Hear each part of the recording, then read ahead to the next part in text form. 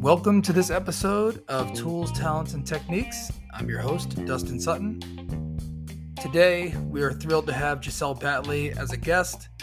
She is an industry-recognized DE&I and talent executive, and she specializes in programs and initiatives for large-scale commercial real estate professional service organizations. She has an impressive array of certifications and accolades. As we discussed in the podcast, she actually has more letters after her name than are in her name. So I'm not going to go all of them now, but she is a certified professional in human resources, certified diversity executive, certified lean practitioner, certified Six Sigma green belt. The list goes on. And we have a captivating conversation, and we explore not only where she is now with her career, but also the journey and all the lessons and the tools that she gained from her experience starting out in sales and where that journey has brought her. So I hope you enjoy listening to this conversation as much as I enjoyed having it. So without any further ado, here's Giselle Battley.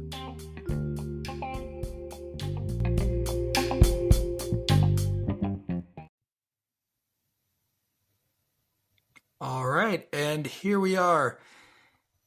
Giselle, welcome to the show. It's a pleasure to have you. Thank you for having me.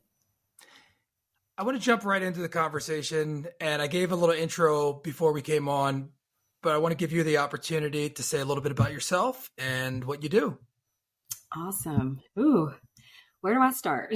That's a big question. Just tell me all about yourself. Right. I mean, we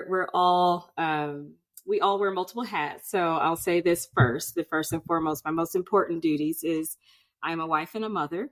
I have a 6, soon to be 7-year-old and an 8-year-old boy and girl.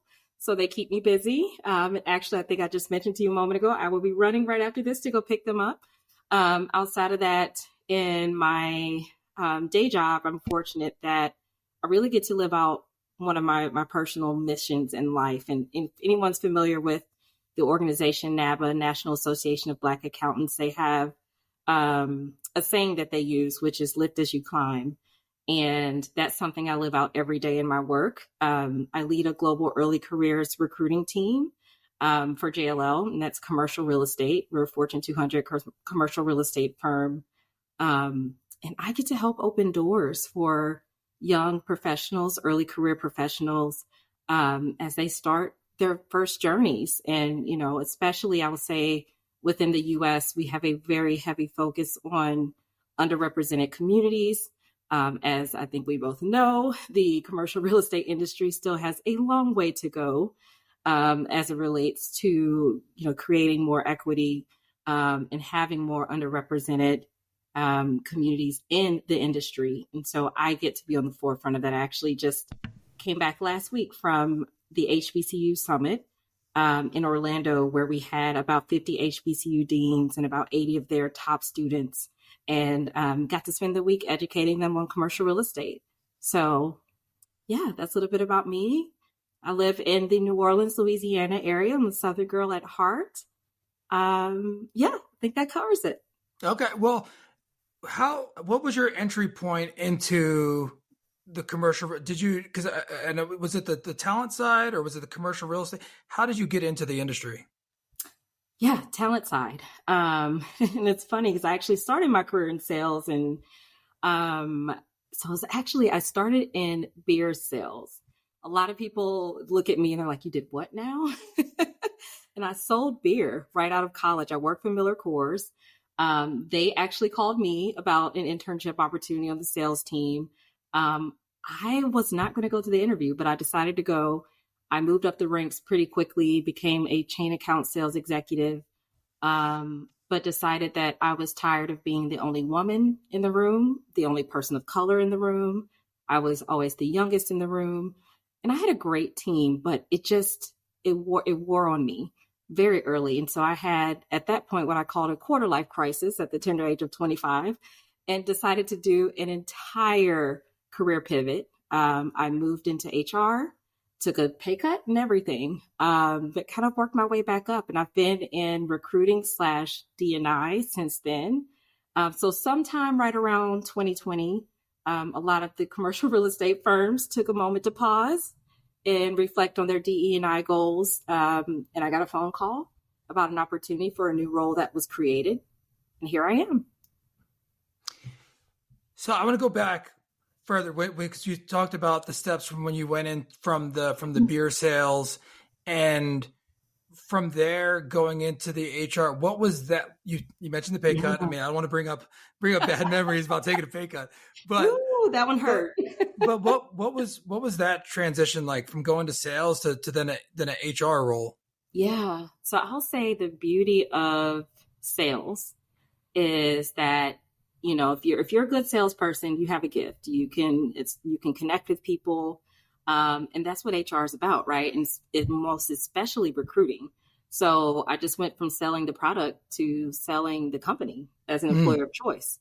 So it was actually a very easy transition outside of the obvious perks that came along with sales. At that time, we had company cars and all those things that I didn't get anymore on the HR side.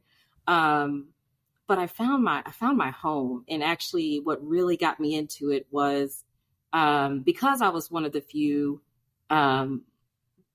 sales leaders of color, I would be invited out to different recruitment events to speak, especially Thurgood Marshall Miller Brewing Company was a founder of the Thurgood Marshall, of their sponsors.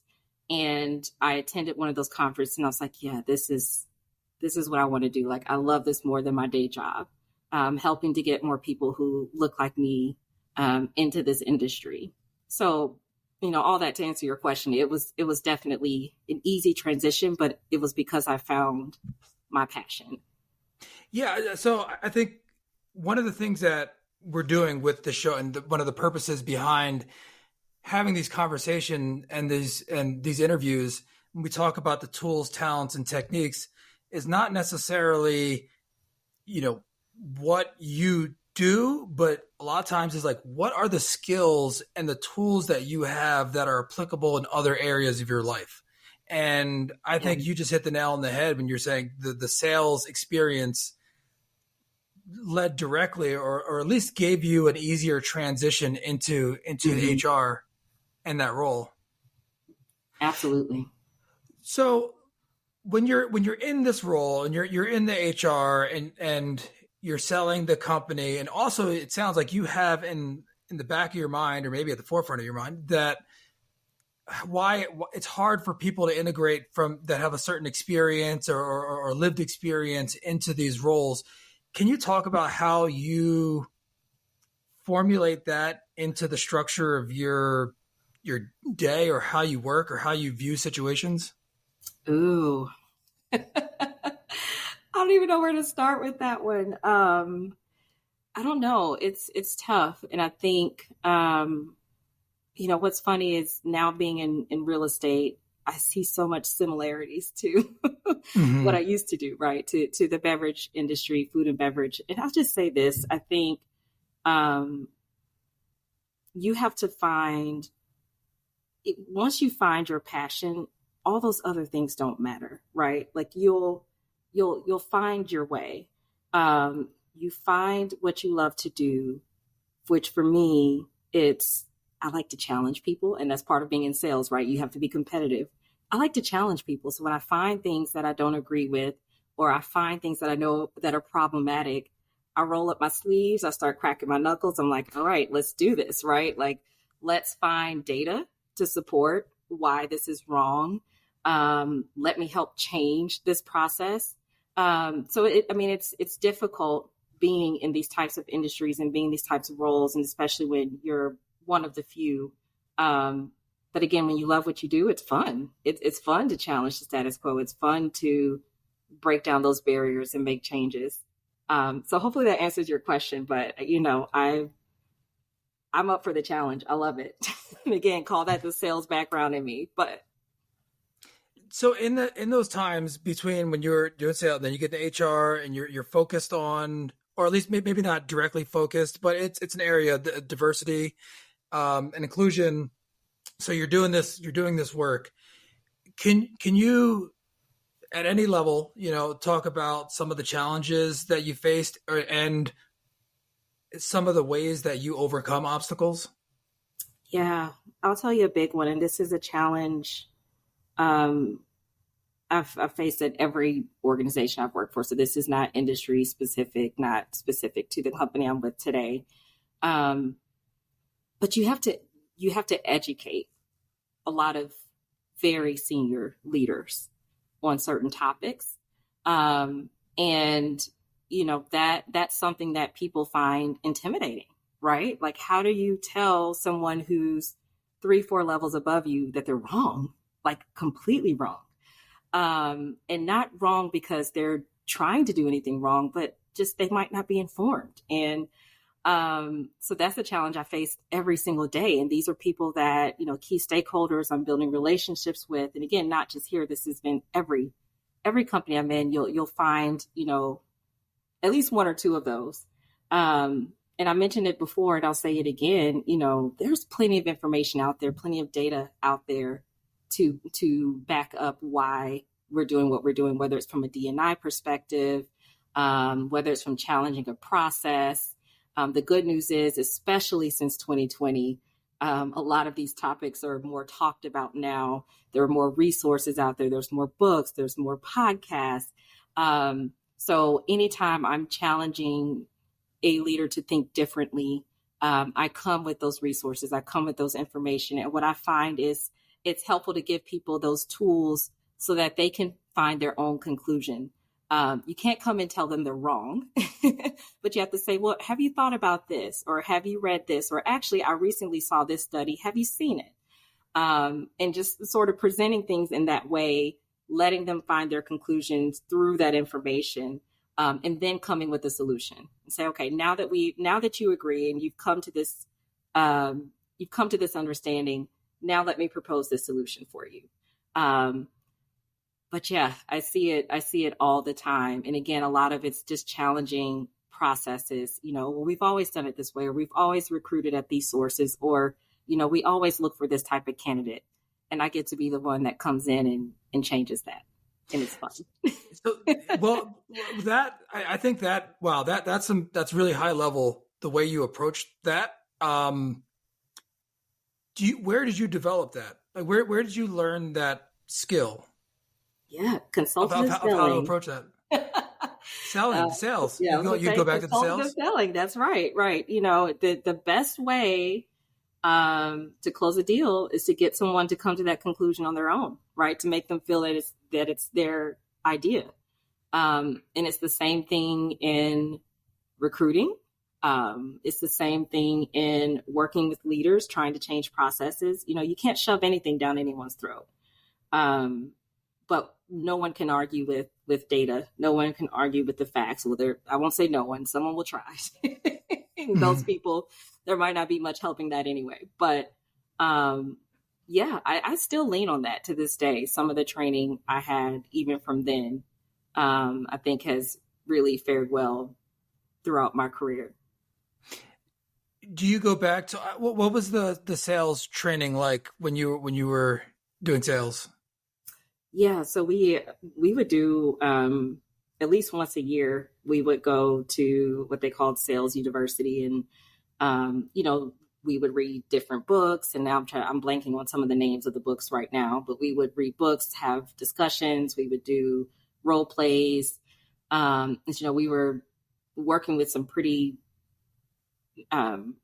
large scale customers. I was dealing with large chain accounts, right? So, these weren't, mom and pop type shops. So we would do sales training at least once a year. Yeah. So you were in the deep end of sales training. You learned how. Yeah. Okay. Yeah. I gotten up to the chain level. So once you start working with big, large national chains, then that's a different skill set you have to develop. Yeah, I concur with that. And, I started my career in outside sales, and one of the hardest things that that you could do in dealing with the rejection, well, for me in my role, and it was all outside sales, and, some of the hardest experiences in my life, but, you walk away with some of the greatest lessons that you would get, and something that I carry forward personally. So I hear you. Absolutely. And I'm not going to sit here and pretend like I had the highest numbers and all those things, because again, I was fairly young, batting against some very experienced people, but I learned a lot. I learned a lot through it. Yeah. So so let's go back to your journey, and so before you came to your current role, where were you directly before that?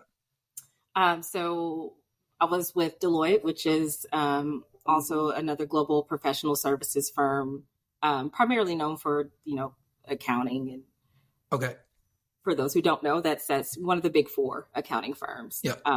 So I was with them for 5 years. I started in campus recruiting, and I left this part of the story out, but after I got married, I had to leave my first company, moved back down south, took a even bigger cut to work for a small local community college just while I was looking for jobs. Ended up going to another mid-sized organization, then found my way to Deloitte, and was there for 5 years. So I started in campus recruiting there, worked my way back over into DE&I recruiting. Then I led our national DE&I recruitment efforts for several years. And then that's when I got the call for commercial real estate. Is there anything that, now that you've been, you said 2020, correct? When you joined your current firm? Yes, that's correct. Okay. Was there anything that surprised you about the change? And, again, this could be anything, but going into commercial real estate, and, I could go into the deep end about my experience, but was there anything that you were like, oh, wow, I didn't expect that, or, oh, this is different than I anticipated? Okay. I'll answer that from two different perspectives. So from like a pure DE&I recruitment perspective, no surprises whatsoever. I have now been in multiple industries. So I went from CPG beer to healthcare to higher education to Big Four accounting. Everybody has the same problems when it comes to DE&I. And it's by design.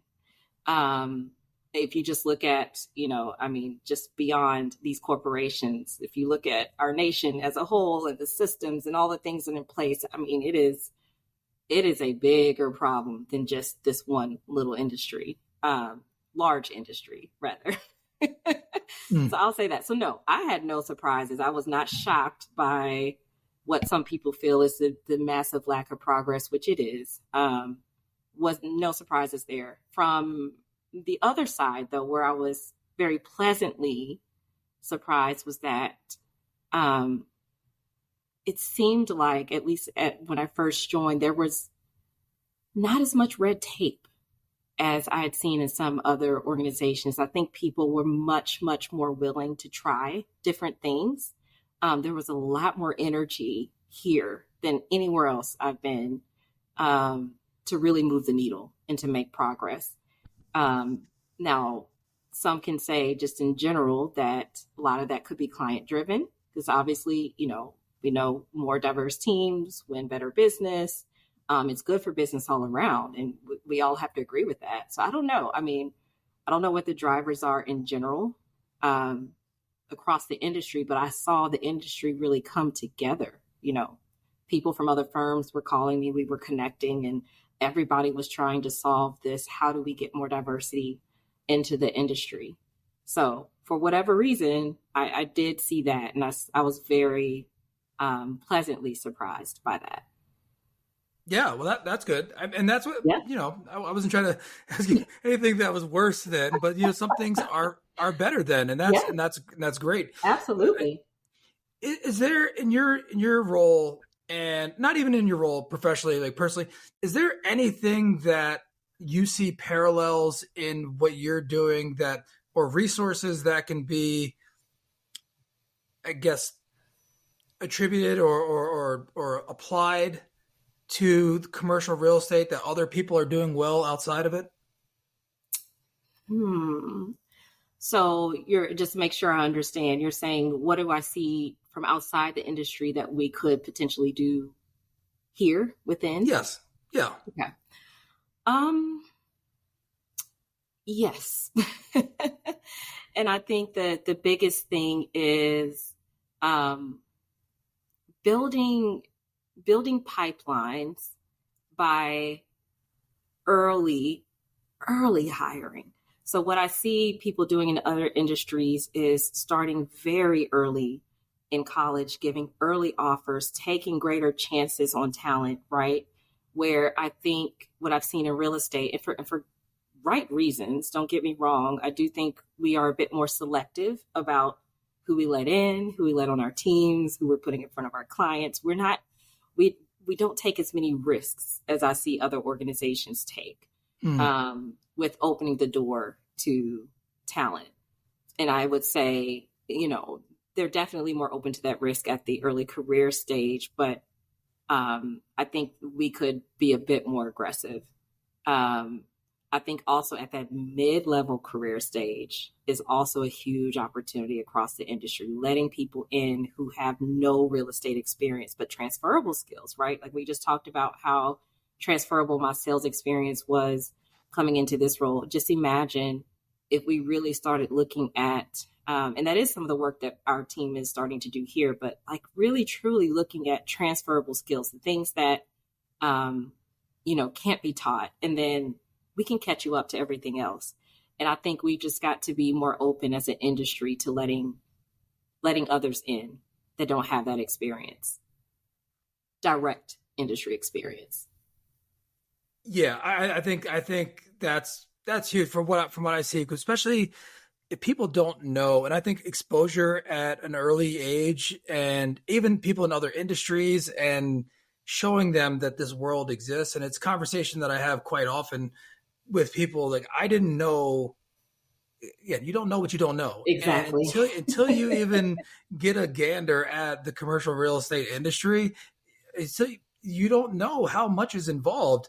Even when people just think of real estate, well, first of all, people that don't have any exposure to it, they think of buying and selling houses. And then you talk about commercial, and they go, oh, well, what is that? And then, you start talking about the different food groups and, industrial and retail and multi-family. You start talking about these things, and then all the other things, tax, title, insurance, brokerage, leasing, all these things. And even, I just had this conversation earlier about, the HVAC, the lighting, and somebody owns those companies. Somebody is in HR in all those companies. Somebody does the accounting for all those companies. And there's so much opportunity that just having people aware of it is huge. And I think that makes a big difference. But even hearing it from your standpoint, from your vantage point of, yes, you got to expose people, but also you need to be more open to letting people in. Correct. But yeah. And Dustin, can I give you an example of that? So what's the first question people ask in an interview? I'll tell you. Why do you want to work here? Right? Like, why is this job of interest to you? If that question had been asked of me when I was called, I wouldn't be sitting here today. Because I couldn't answer it. So if the recruiter, who, by the way, is fabulous, I sing her praises, because I didn't know who JLL was when they called me. And I'm going to admit that. And it's embarrassing to admit I had no idea who JLL was. I didn't know about the industry. And so had that been the first question, why are you interested? I was like, I don't know. I don't know anything about commercial real estate. But because that wasn't a requirement, and they saw my skills and they saw my skill set, and they said, okay, we can teach you the industry, I've been able to thrive. But that is still a barrier to so many people at different levels. I've seen that asked of entry-level folks. I've seen that asked of mid-level folks. That is a tough question to answer, especially if you're from a underrepresented community where this is not talked about at home. It's not talked about at the dinner table. Oh, you should grow up and go into commercial real estate. I'll put it out there again, transparently. I called my parents. I still talk to them and told them, hey, I'm thinking about making this change. And, I told my husband, and they were like, who? You're going to leave Deloitte for what? Right. And so, and again, it's been honestly, and I'm not just saying this, but it has been one of the best moves ever. And I think it's just even me personally seeing that there's so much more out there that, again, is just not something that is just readily introduced to us. And I would say me within my community and within my family, it was not talked about. And so that's what I mean by like really opening the doors, like not expecting someone to have any knowledge or background, but seeing past all of that to say they have what it takes. We will teach the rest. And there's some of that happening across commercial real estate, but not enough. Yeah. One thing that stands out, you'd hope that somebody at some point in the interview process did a little research on the company. Of course. I mean, yeah, I didn't go in completely blind. But I probably would not have had the exact articulate answer that someone who has been in the industry or been studying the industry would have. No, absolutely. Right? Yeah. No, I would not have picked up the phone if I didn't do at least a quick Google search first. Yeah.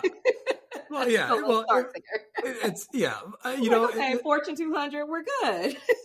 It reminds me of an experience I had, and I mean it's similar but different, where I was at a winery, like a wine tasting event, and I enjoy wine, but it was very presumptive of the guy who was running it. He asked me, he's like, "So when was the moment that you fell in love with wine?" And I was like, what? I haven't yet, but I'm willing to listen to what you have to say about it and why I should be in love with it. Yeah. But yeah, so one of the things that I wanted to ask you about, I said before, the things that you see outside that could be transferable in, but is there anything in your professional experience that you've learned, and this could be the sales or the HR that you've carried to outside of work, the things that have helped you personally? Ooh, that's a good one. You didn't prepare me for that one. No, I'm kidding. Gosh, I would say this. I've learned a lot about just preparation, right? And I think, again, that comes from sales, like always thinking a step ahead of your customer and anticipating their needs, anticipating what they want. I use that skill a lot at home.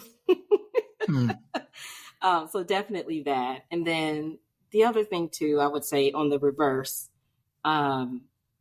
something, growing up in my family, that whole lift as you climb type motto, that was exactly what I was taught. And in everything that I do, I need to be bringing 1 or 2 or 3 or 4 or 5 with me wherever I go. And so in any job that I've been in, I've always found my way naturally to this DE&I side of things. So I didn't mention that, but even in sales, I covered what we called our multicultural accounts, which would be our diversity accounts, the accounts that, some others might not want to take on. I did those. I even did a short stint with a marketing agency, and I did our multicultural marketing efforts. And so I also ran some of those diversity events and promos and helping to get our product in the hands of different customers. So even that has been something I've always found myself dabbling in. And so I think I've also carried that back into my professional life too, and found my way in a way where I'm always giving back or creating space and opportunity for other people in every job I've been in. Do you feel, I don't want to, put words in your mouth, Andre, but do you feel that your trajectory in your career, this is something, where do you see this all going for you in your career and how you're developing as a person? Yeah, that is the money question. I don't know. So I will say this, it's probably been just about 11, 12 years now in the recruiting space. I don't know what's next. Do I think this is it? No, I think there's definitely more to conquer. But I'm not sure. I don't have an answer for that. And I'm open. I'm an open book. I'm open to exploring other things. I do like this industry. I think there's so much within this industry that I still have to uncover and still have to conquer. And there's certainly things in my roles right now that I still need to conquer, and I want to see some projects through, but I don't know. I don't know where I'm headed next after this. Well, and even the role, because I think the beautiful thing about working at a company like you can move upwards. I imagine, right? Because you got a very large company, and you have so many skills, and you're learning so many things, and being on the side of and seeing the talent and seeing what gets people to the next step. And this is why I didn't want to put this like words in your mouth, but yeah, you're helping so many people get to their next step. And like, so I think my question is, what are the things that you're putting in your toolbox to help you get to your next step? Oh, yes. Well, one thing for sure is I believe in constant education. You know, I'm constantly, you know, what's the next maybe certification I can get, or what's the next type of professional development program I can participate in.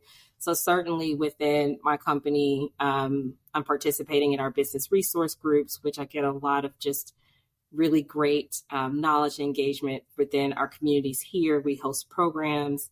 I am doing various leadership development programs within my organization. Participated in a coaching program recently where I had a professional coach.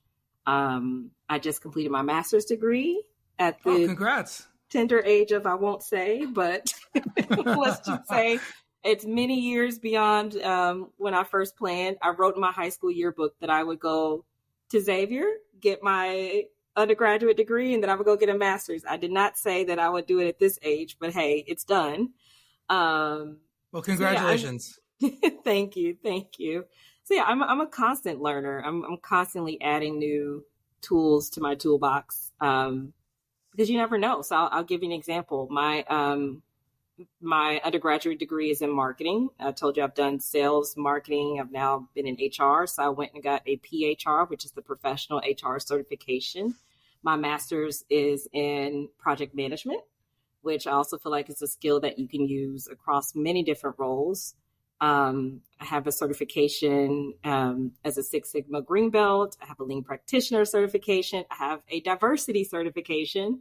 So I would say my own portfolio is very diversified, and that's for a reason. And that's why when people ask, where do you want to go? I'm like, I don't know. It's a lot of places I can go with all of this. So yeah, constant learner. And I do believe that everyone should always be investing in themselves. And this is advice I give, especially to those early on in their career. I tell them to leave no benefit on the table. Do not leave a dime of benefits that company offers you. If they have education benefits, take it. If they have leadership programs, do them. If you can get a certification paid for, get it. You should be pouring into yourself as much as you are pouring into that job. And as we know, in down economies, anything can happen. We also didn't talk about this. I had to stop in my career where I was laid off because I started my career in 2008, and we know what happened that year. I do. And I very learned, well, all too well. And I've learned a very, very important lesson very early on that you have to look out for yourself as well. So I'm a big fan of investing in yourself and taking advantage of all the benefits that are offered to you. One of the things that you mentioned, being a learner and all the certifications, and yeah, it's evident that you certify your knowledge. You have more letters after your name that are in your name. You could, so that's funny. Pretty, that's true. it's pretty impressive. You got a lot of letters after that. Yeah, so I mean I think that's really important to share and about investing in yourself. And one of the things to realize, and I think this is the case, I think you alluded to this, is that the company you're with, and if you're with a company that is offering these things, that's an investment in you, and the investment in you is an investment back in the company. So it all amplifies itself. And if you're not taking advantage of those things, you're actually doing a disservice to the company in some ways. Absolutely. You're more valuable as well as you're growing and learning. because I look back and, a lot of people are like, well, why are you getting your master's? You have a decent job, you're doing well. Like, do you need it? I'm like, no, I don't need it, but my degree is now from X number of years ago.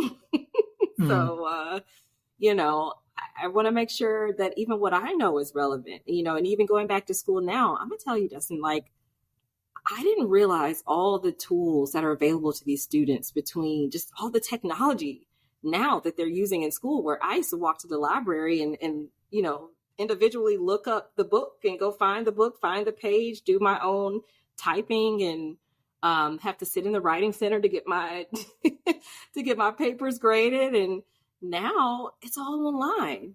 I write my paper. I have Grammarly to help me write it. I put it in this Turnitin tool. It tells you if you have any issues with your paper, then you can submit it virtually to the writing center. You get it back in 24 hours. I mean, I just learned how even students now are using all this technology to get through school. And then, of course, now you have OpenAI. I mean, it opened my eyes to a lot of things that I didn't know existed. I'm so glad I went back. And absolutely, I think everybody should look, because your degree gets dated. The things we were doing in school are outdated now. We were just learning Excel when I was in school. They were just teaching us how to make a basic chart in Excel, and look at how far it's come since then.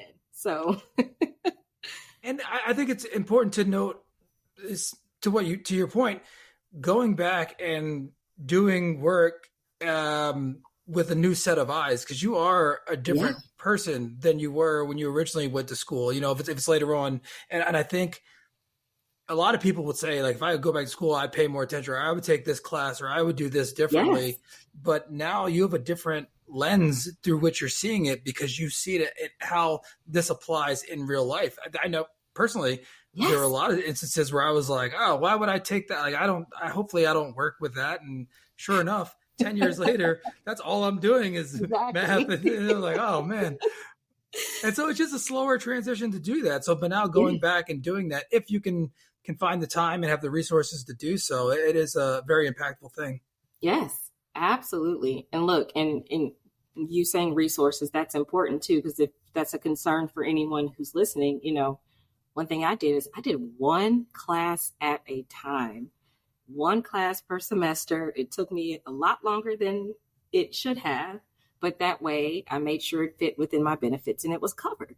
So, and not that I couldn't, but why would I pick up the extra, college debt if I don't have to? So yeah, I think, I did it in a way that works for me and my lifestyle. I didn't have to take away financially from anything else that we have going on with my family.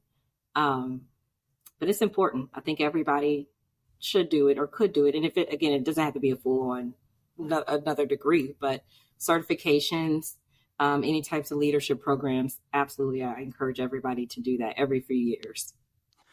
So I want to be mindful of our time here, but before we go, there's something that I think dovetails nicely with what we're talking about currently. Not necessarily regrets, but if you could go talk to 16-year-old, 17-year-old Giselle and, say, hey, you maybe you should pay more attention to this, or maybe you should zig here, zag there. What are some things that you might tell your younger self on what to prepare for ahead? Yeah, I think the one, not prepare for, because actually looking back, I wouldn't change my path. I would just tell her not to worry. I think I was very much that young, hungry, I'm going to come out and take over the world, and I'm going to be a senior leader by the age of 25, right? Like, don't worry, like, slow down, enjoy the ride, enjoy the ups and downs, because all of those things, again, a girl coming out of college selling beer is now a global talent leader. Make that make sense. You can't. But it's just every little piece of that journey just melted so perfectly into who I am today. So yeah, I would just tell her, don't worry, slow down, have fun. This is one of the real beauties of having the show and doing these interviews, because I think sometimes people will see you in the position that you are, and some other of the guests that we've had, and it seems so distant sometimes for people, especially people early in their career, and they're like, oh, this. But to hear your experiences and your journey, and to put a personal touch around that, I think it is inspiring to hear those steps on the journey to let other people know that, oh, this is possible. Like you can do this. And I think it's just really, really cool what you've been able to do and what you're currently doing. And I just want to say thank you for sharing. No, thank you. Thank you for having me. Before we go, I want to give you the opportunity, where can people find you? Is there anything that you're working on that you want to share? How can people get in touch with you if need be? The floor is yours. Awesome. Well, I do. I'm a connector. I love connecting with people. I love hearing your journeys, especially if we are in a similar industry, similar role. More than happy to connect at any point to share ideas and learn from each other. So I would say LinkedIn is where you can find me, Giselle Battley. I think if you do the LinkedIn website /Giselle Battley, my full name, you can find me there, and I'd be more than happy to connect. Okay. And I'll include your information in the show notes as well. So that'll be available. Wonderful. Thank you. Giselle, thank you so much for being so generous with your time. Appreciate it. Of course. This was fun. Thank you.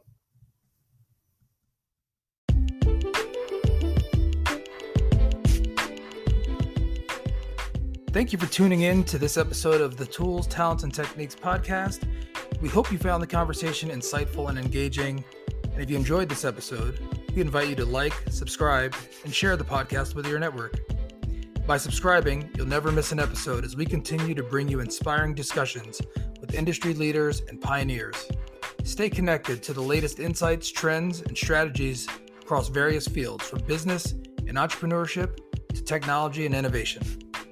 Your support is vital in helping us reach more listeners and expand our community. So don't forget to leave a review and share your feedback.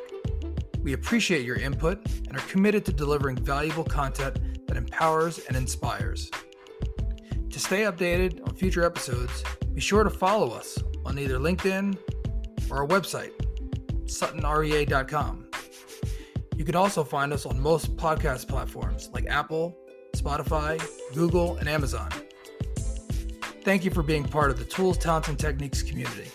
We look forward to bringing you more engaging conversations and valuable insights in the future. Until then, keep exploring, learning, and applying these tools, talents, and techniques to achieve your own success.